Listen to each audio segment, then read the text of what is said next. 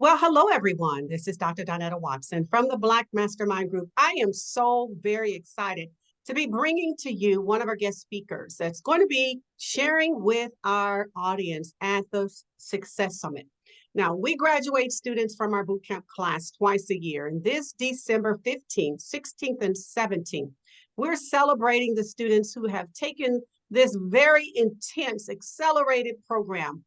We're graduating them and giving them an opportunity to realize how important it has been for them to align themselves with success on their journey as entrepreneurs. Not everyone takes the time to really invest in themselves to get their business to the next level. This is a major accomplishment in our bootcamp program. Many of our students jokingly say that this is an MBA on steroids. Well, honestly, it is. It is everything you need to know about the financial side of business.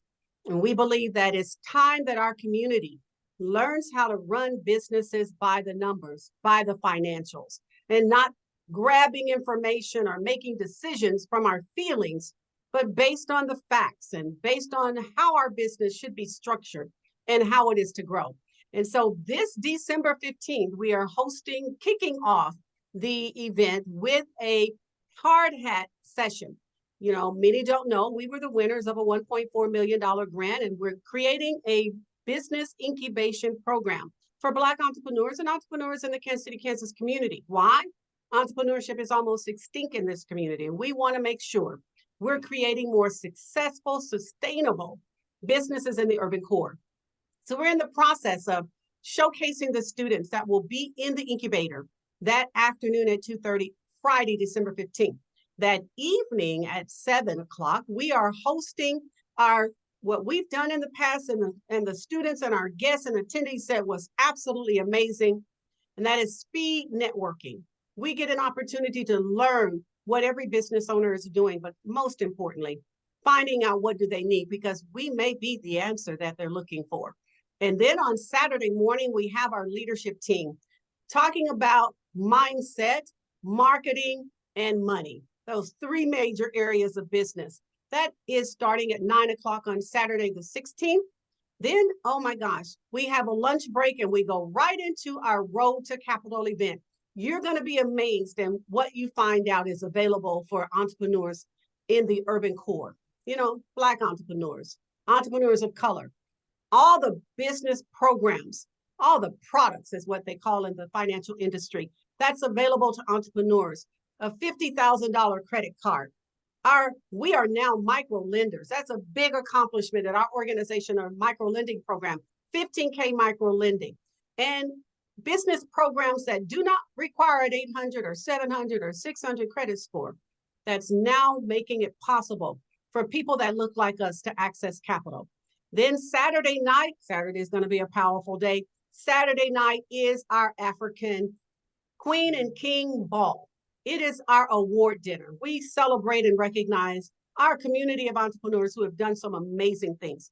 We have an amazing speaker, a millionaire, Mr. Edward Jackson, coming and sharing success strategies that he has lived within, worked within, grown his business within. And then Sunday morning, we're so excited at 9 o'clock, cap and gown graduation for the graduates of the fall bootcamp class. We're celebrating with them. And then we're exposing them to next level. And that's what you're going to see today. We're exposing them to someone who is doing some amazing things in business at a level we don't traditionally see in our community. And I'm going to introduce to you, some of you may know her. She's a powerful woman, Miss Desurai Wilson. We're so honored and excited to have her be our keynote commencement speaker at the graduation. So ladies and gentlemen, let me introduce to you my friend, Miss Desurai Wilson. Desurai, thank you for coming on board and being a part of this amazing event this December 15th, 16th, and 17th. Let me tell you, it is my absolute pleasure. Whenever Donetta Watson gives you a call, you answer. This is an opportunity that is very rare. You know, you have built this and your team has built this platform for entrepreneurs to become successful. not only just the name of it, but the actual doing of it, not just the prayer, but the actual works. And so again, thank you for the opportunity to come and share exactly what I have to share. Yes, and I can't wait. I'm so excited. I got to tell everybody. I remember when we went to dinner, I have told the story to so many people. When you told me that you don't like to deal with hungry people, That's right. Starving. starving people. Yeah, get it right, Garnetta. Can't do it. Starving people because Yeah, they eat out of your plate.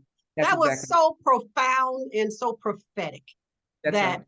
we left dinner with you and the young lady that traveled with me that year. That's all we talked about was, oh, was that a revelation? And that revelation has carried me till today because we don't understand when individuals have not had an opportunity, have not been able to do business, and how they will begin to eat off of your plate because they're so hungry. That's right. And honestly, that is the Black entrepreneur community. We Yeah. haven't seen success at the level you walk in our community. And I'm so honored to have you be that example of what it means to be successful in business. And so I'm not going to tell everything right now. I'm going to let you tell Okay. it. But my first question to you and our audience, Sure. but who is this woman? Who is Miss Desurai Wilson? What's your story, Desurai? What's this journey been like for you?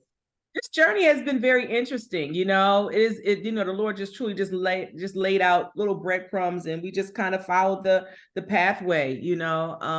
My background is federal government. I've worked as a project officer, and so I have saw firsthand how the government would award small businesses multi-million-dollar contracts. And when you looked at the task and the deliverables, some of them were very technical, very specific, and then some of them were not. I mean, if you just knew what to do as far as program management, project management, you could have done the work. And so that just really made a strong impact on me. And so I said, one day I am going to do just this. And so I did. And so at first it was going to be where I was just a consultant.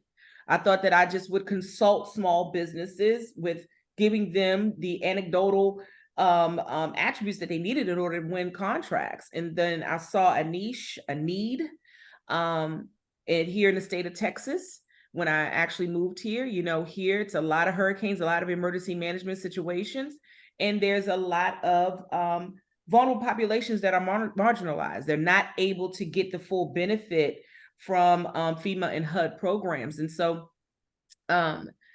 we just went after work, and we won one contract after another. We built a strong team, and the rest is history.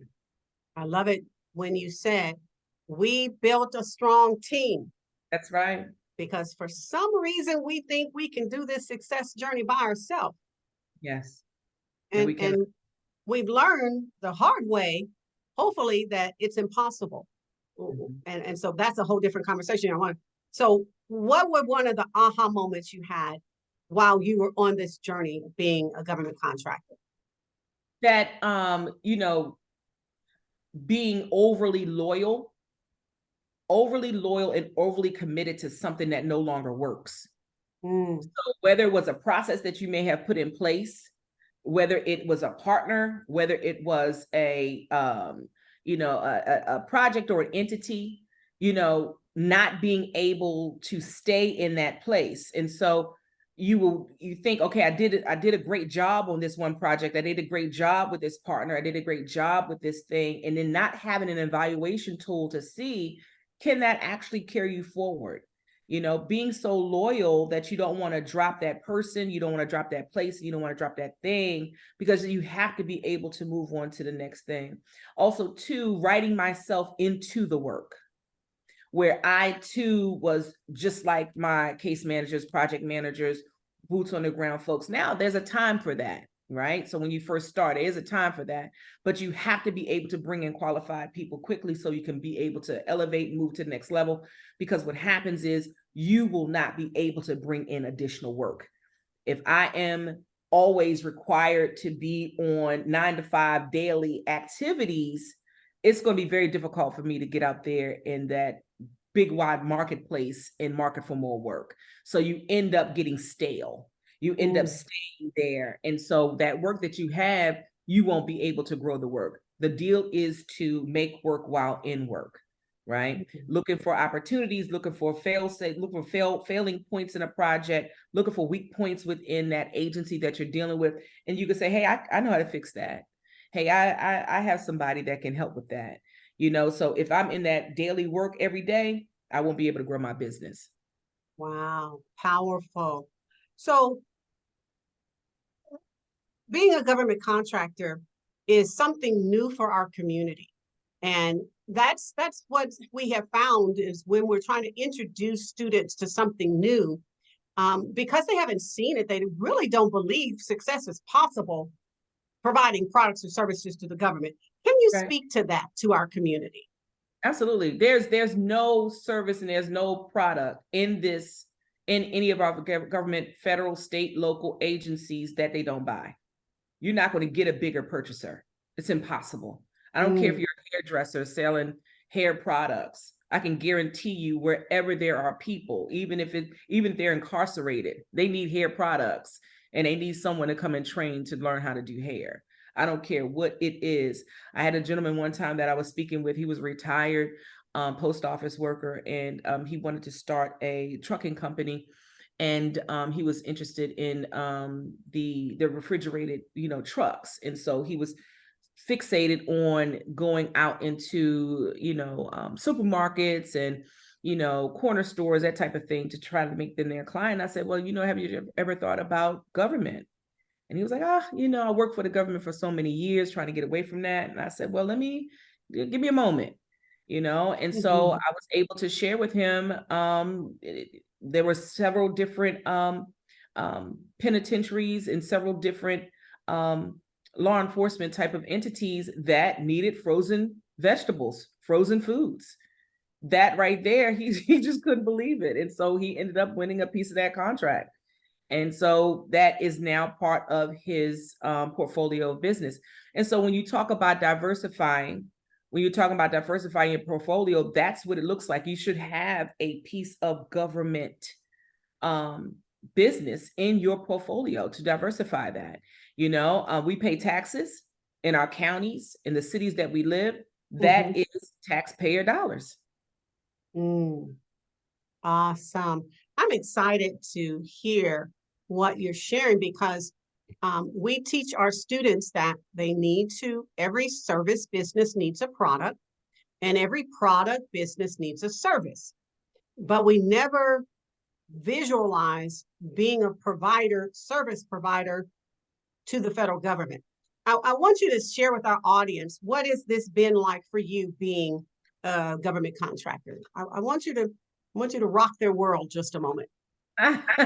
Well, it has not always been easy, but it has been extremely fulfilling, right? So not only in the side of providing services to state and local, because we can't dismiss that. Everybody wants to go to the big boy as the federal, but you have services, you have a buyer right in your backyard, whether it's your county, city, I don't care if it's your fire department, police department, school. Here in Texas, they're called independent school districts, but your school district also too is a purchaser.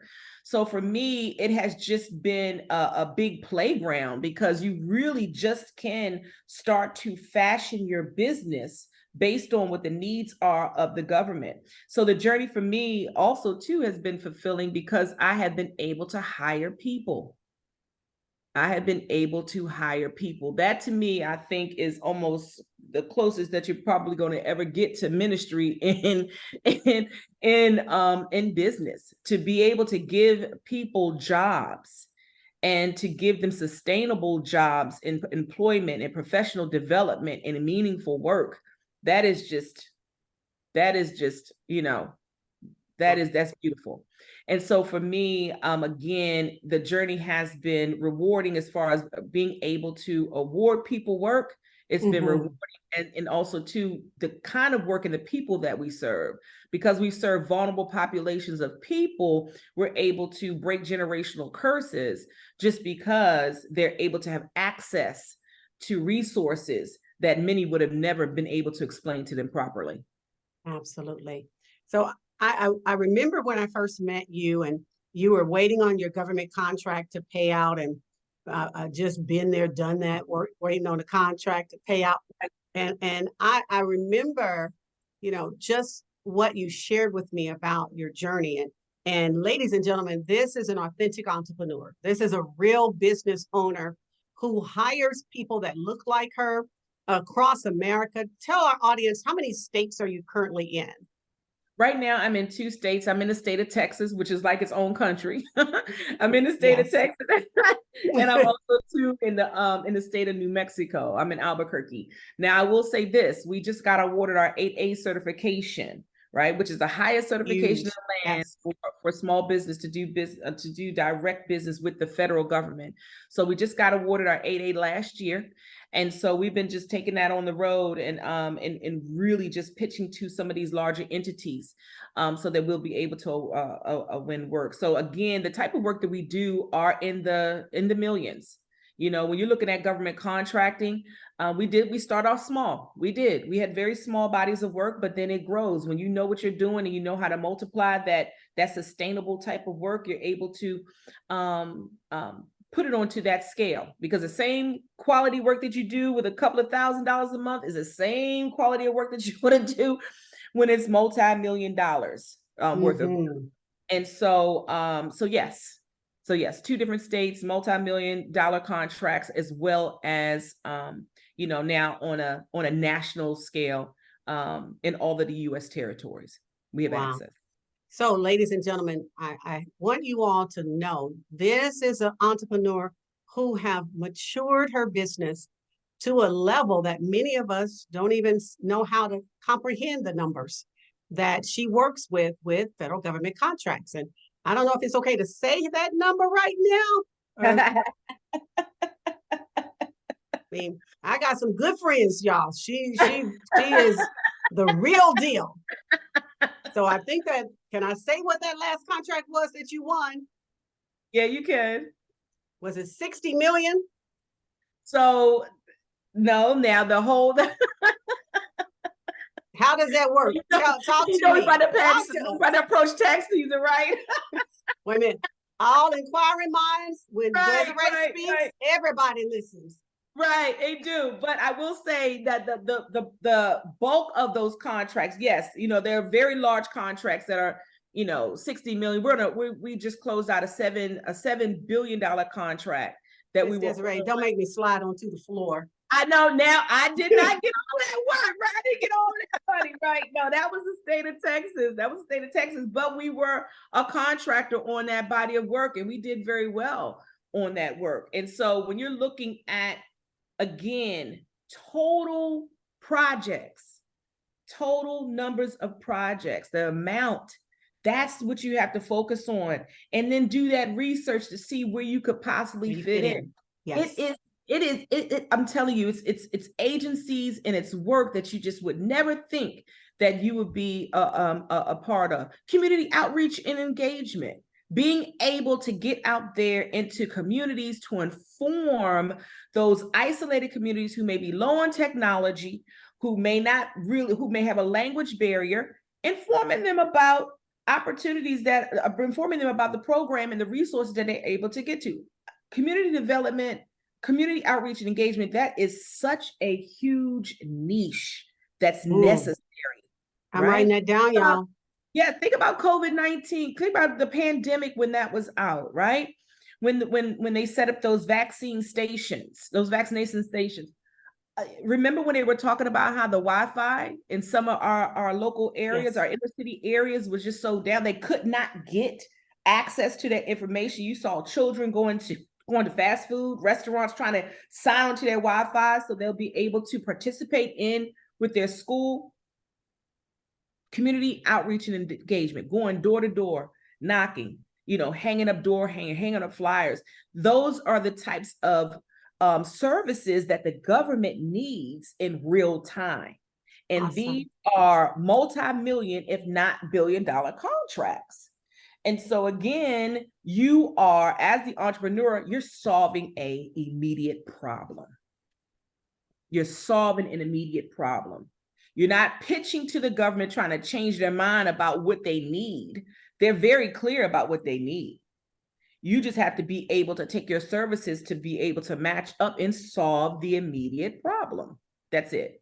And so, so again, these projects are billions and in the millions, and there is a place for everyone. Well, ladies and gentlemen, there's a place for you. December 15th, 16th, and 17th. You must come to the Success Conference. There's so much we do not know that, and oftentimes when the students would get in class, they would say, you don't know what you don't know. That's right. And I added onto that, and that's what's kicking our butts because we don't know what's out there. And if you don't know it exists and you don't know, you don't have access to it, you really don't know what you don't know. And she's got an inside scoop on this government contracting pathway.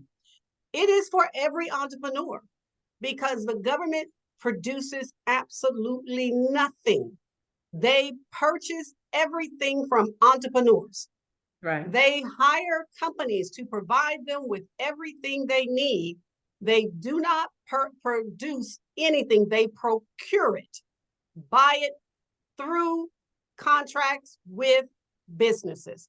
And this is her area of expertise. And we're so grateful to have her come and impart wisdom to our students. She is a professional speaker in her own right. I think she's an absolute comedian. She missed her calling. So there's things that she'll say to make you take a step back and then come back forward. She'll throw it out there at you and you better catch it. I'm trying to be good. I'm trying to be good. I'm so honored to have you in my life and to be connected with you. And she's a woman of counsel. And so at this level where I'm at, I'm taking baby steps and she's running. And I'm taking steps into her footprint. If I just if I just follow in her footsteps, Lord, just let me follow in her footsteps. Amen. Amen. There's so much that I want to learn from you, Desurai. And I'm going to ask everyone that's listening to this segment to go to our website, theblackmastermindgroup.com, theblackmastermindgroup.com, and click on the summit and get registered to attend. There's hotel rooms available at an amazing rate. We provide you with your meals the entire 3 days that you're there because I believe in feeding people. That's just all. That's right. That's right. So it's a time for us to break bread together, but I want to say we're going to break this spirit of lack and poverty at the same time we're breaking bread together. That's right. Because there is so much wealth that is circulating around this world.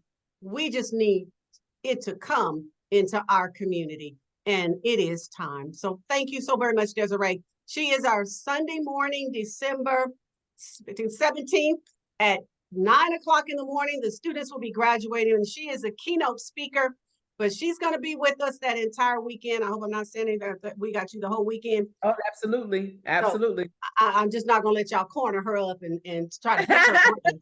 That ain't happening. But she is touchable, reachable, definitely there. For those of you interested in wanting to know, how can I do this? We're definitely going to let Desurai just be Desurai to you at this conference. So get your tickets. Registration is open. Don't miss this opportunity. Don't miss it. It is the real road to your success. Funding, marketing, let's go. Mindset, marketing, and money.